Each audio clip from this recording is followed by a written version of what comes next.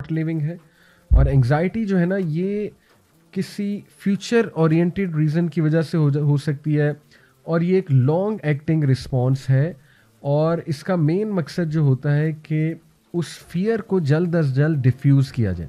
जो फियर या खौफ आपको लगा हुआ है, तो एंग्जाइटी में बंदा क्या चाहता है कि जल्दी से मेरा फियर निकल जाए, और उस जल्दी में उसे मज़ीद एंग्जाइटी हो रही होती है। ठीक है, तो ये फिर एम्पलीफाई होती है, ये एंग्जाइटी, ये परेशानी, ये बेचैनी एम्पलीफाई होती रहती है।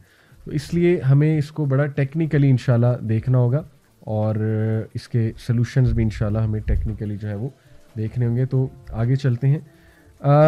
कुछ हम साइंस की जो है ना जी वो बात कर लेते हैं। अच्छा, इससे पहले एंग्जाइटी की मज़ीद कुछ आपको कॉजेज़ बताता हूँ जो जनरली नॉर्मल लोगों को एंग्जाइटी होती है। एक तो सीवियर एंग्जाइटी है ना, जिसका मैंने जिक्र किया कि लोगों को लगता है कि हमारे दिल में दर्द है, या लोगों को सांस नहीं आ रहा होता, वो तो पैनिक अटैक्स हैं।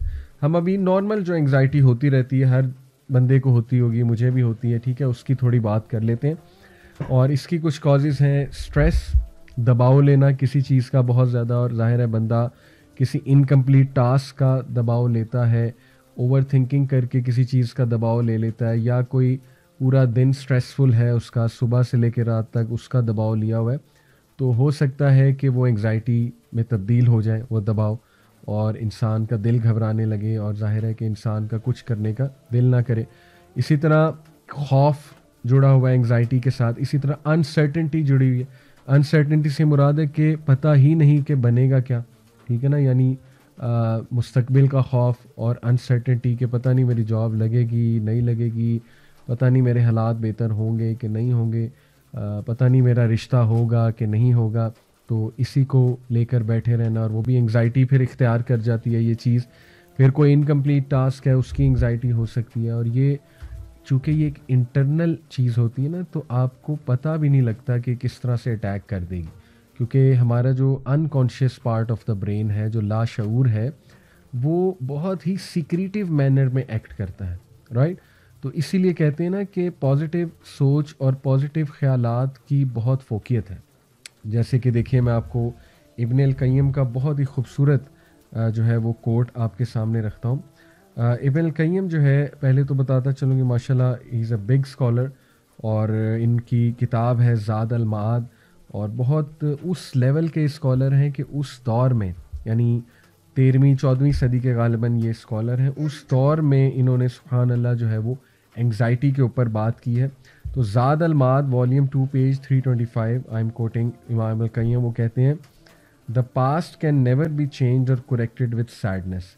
माजी जो है उसको कभी भी आप हुज़न से, गम से चेंज या क्योर नहीं कर सकते, बल्कि उसका फ़ायदा ही नहीं है कि माजी पर ही गम करते रहना, बल्कि, और ये इंतहाई प्रैक्टिकल टिप है। इनफैक्ट मैं कहता हूँ कि अगर आप सिर्फ इस एक कोट को ले लें तो आप यहीं पे लेक्चर ख़त्म कर सकते हैं कि बस मेरा काम हो गया, लेकिन हम इंशाल्लाह मज़ीद डेप्थ में जाएंगे।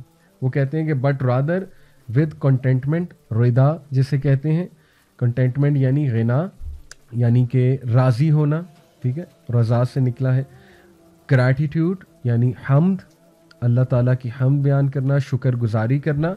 पेशेंस यानी कि सब्र। A firm belief in destiny, Iman bill कद्र। और the verbal recognition that everything occurs by the decree of God. Verbally ये जुमला अदा करना जो हमारे नबी ने हमें सिखाया है कि हर चीज़ अल्लाह की मर्ज़ी से होती है, और वो जुमला क्या है?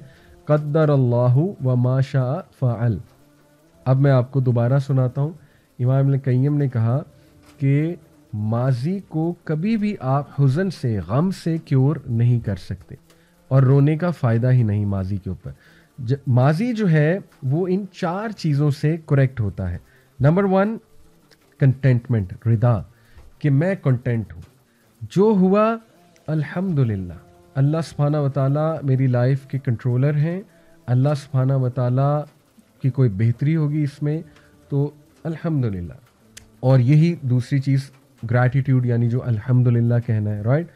और तीसरा है पेशेंस, सब्र, सब्र के साथ डील करना, यानी आपको वसवसे आएंगे, ख्यालात आएंगे, आपको ओवर थिंक कराएगा शैतान, क्यों हुआ, मेरी ही कोई गलती थी। आप آپ کیلکولیشنز لگانے بیٹھ جائیں گے، کیوں ہوا، یہ ہوا ہوگا، ایسا کیا ہوگا.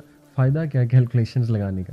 اپنی صحت خراب کریں گے. جو ہونا تھا ہو گیا، ٹھیک ہے. اب اس پہ اتنا زیادہ سوچنے کا مقصد کیا ہے، فائدہ کیا ہے؟ تو صبر، ٹھیک ہے، خاموشی، الحمدللہ، گریٹیٹیوڈ، کنٹینٹمنٹ، میں راضی ہوں، اللہ کی رضا میں راضی ہوں. اور اس کے بعد ایمان بالقدر. چوتھی چیز ایمان بالقدر، کہ دیکھو اللہ سبحانہ و تعالیٰ کی قدر ہے، یہ اللہ کی ڈگری ہے. میں نے اپنی پوری کوشش کی، اور چلو اگر یہ میری کسی غلطی سے بھی ہوا ہے تو ہو گیا، ماضی ہے.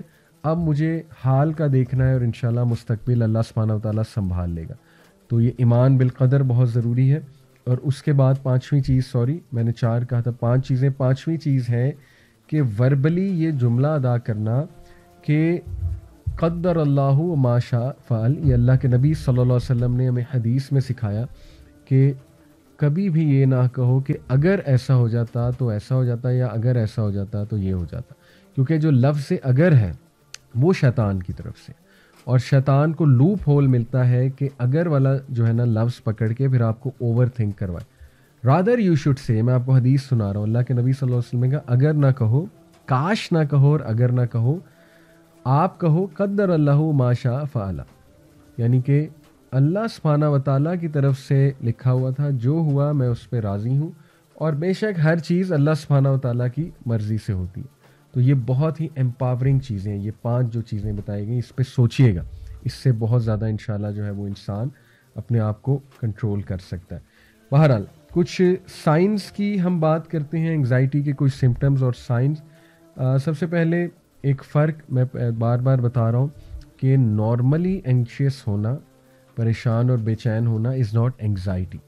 وہ نارمل ہے، اور وہ ہر انسان کو کسی نہ کسی موقع پہ ہوتی ہے. لیکن اگر یہ ڈیلی کی ایک کیفیت بن چکی ہے، اور وداؤٹ اینی کاز آپ کو انگزائٹی ہو رہی ہے، یا چھوٹی سی کوئی بری خبر آپ کو ملی، اس پہ آپ کو اس لیول کی انگزائٹی ہو رہی ہے کہ آپ کا دل کر رہا ہے کہ زمین میں ایک گڑھا کھودوں اور اپنا منہ دے دوں یا دفن ہو جاؤں، لوگ اس طرح کے جملے ادا کرتے ہیں نا، یا آپ کا دل کر رہا ہے کہ بس میں ختم ہو جاؤں، فنا ہو جاؤں، تو پھر یہ پرابلمیٹک ہے، ٹھیک ہے. یا بہت زیادہ دل گھبرانا، اور بہت زیادہ خوف میں آ جانا، اور ہارٹ بیٹ تیز ہو جانا، ہاں پھر یہ انگزائٹی کی طرف جا رہی ہے بات. اوکے، تو ہم اب اس کی بات کریں گے، اس کے سائنس کیا ہے. Number 1، feeling that something terrible is about to happen. یہ خیال آنا کہ کچھ بہت بہت بہت برا ہونے والا ہے، حالانکہ ہونے نہیں والا. اور آپ کو بھی پتہ ہے کہ سچویشن اتنی بری نہیں ہے، لیکن آپ یہ سوچی بیٹھو کہ مجھے لگتا ہے کہ نا اب بہت ہی کوئی بڑی مصیبت آنے والی. حالانکہ یہ جملہ اٹ سیلف نیگیٹو ہے. کچھ بھی نہیں ہوتا سوائے جب تک اللہ کی مرضی نہ ہو، یہ تو ہمارا عقیدہ ہے.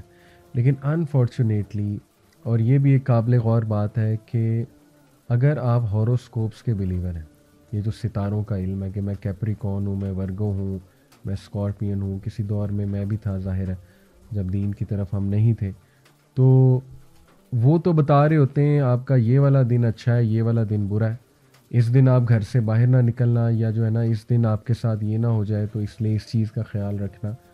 تو ایک بندہ جو پہلے ہی انگزائٹی پیشنٹ ہے، وہ جب اس طرح کی چیزیں پڑھ لے گا تو اس کو سوچیں کس لیول کی مزید انگزائٹی ہونے کے چانسز ہیں. تو اس لیے ضعیف الاعتقادی بھی انگزائٹی کی طرف لے جاتی ہے. یعنی آپ خود دیکھیں نا کہ ایک بندہ یہ سوچے کہ ستارے میری لائف کو گورن کر رہے ہیں، حالانکہ یہ سوڈو سائنس ہے، نہ اس کا سائنس سے تعلق ہے، نہ ہی اس کا قرآن و حدیث کے ساتھ تعلق ہے. تو جتنی پرسنالٹی ویک ہوگی اتنی انگزائٹی کے چانسز زیادہ ہے. اور ایسے لوگ پھر زیادہ سوچتے ہیں نا کہ اوہ پتہ نہیں کیا ہونے والا ہے میری لائف میں. تو اسی طرح ہو سکتا ہے کوئی نائٹ میئر آپ کو آیا ہو، وہ نائٹ میئر ڈراؤنا خواب آپ کے سر پہ سوار ہو گیا، اور آپ سوچ رہے ہیں کہ آج تو میں گیا، یعنی آج تو میں نے دیکھ لیا تھا، آج تو میں نے کالا سانپ خواب میں دیکھا تھا. تو پھر اللہ کے نبی صلی اللہ علیہ وسلم نے کیا کہا؟ ایک صحابی نے اپنا خواب بیان کیا کہ یا رسول اللہ صلی اللہ علیہ وسلم، میں نے اپنا سر کٹا ہوا دیکھا ہے، وہ آگے بھاگ رہا تھا، میں اس کے پیچھے بھاگ رہا تھا. تو اللہ کے نبی صلی اللہ علیہ وسلم نے کیا کہا کہ 3 بار سپٹ کرو لیفٹ شولڈر پہ تھوک، اور اعوذ باللہ من الشیطان الرجیم پڑھو اور جھٹک دو، فورگیٹ اباؤٹ اٹ، کیونکہ وہ شیطان کی طرف سے، اور شیطان انسان کو پریشان کرتا ہے. تو اس لیے جتنا عقیدہ انشاءاللہ اسٹرانگ ہوگا، جتنی ول پاور انشاءاللہ اسٹرانگ ہوگی تو انشاءاللہ امید ہے اللہ کے فضل سے اتنا انسان جو ہے وہ انگزائٹی سے بچ جائے گا. اینی وے اس کے بعد دوسرا جو سائن ہے enable to concentrate on anything, جسے کہتے ہیں برین فاگ.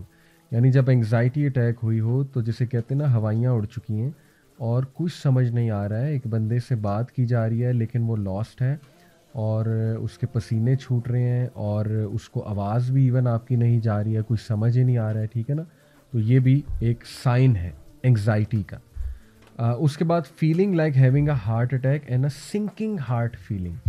یعنی کہتے ہیں نا میرا دل ڈوب رہا ہے اور ایک سنکنگ فیلنگ ہے، ہارٹ سنک ہو رہا ہے میرا بہت زیادہ. تو یہ بھی ایک one of the symptoms of anxiety ہے کہ آپ کو جیسے ہارٹ میں درد ہو رہی ہے اور دل ڈوبا جا رہا ہے میرا. اوکے.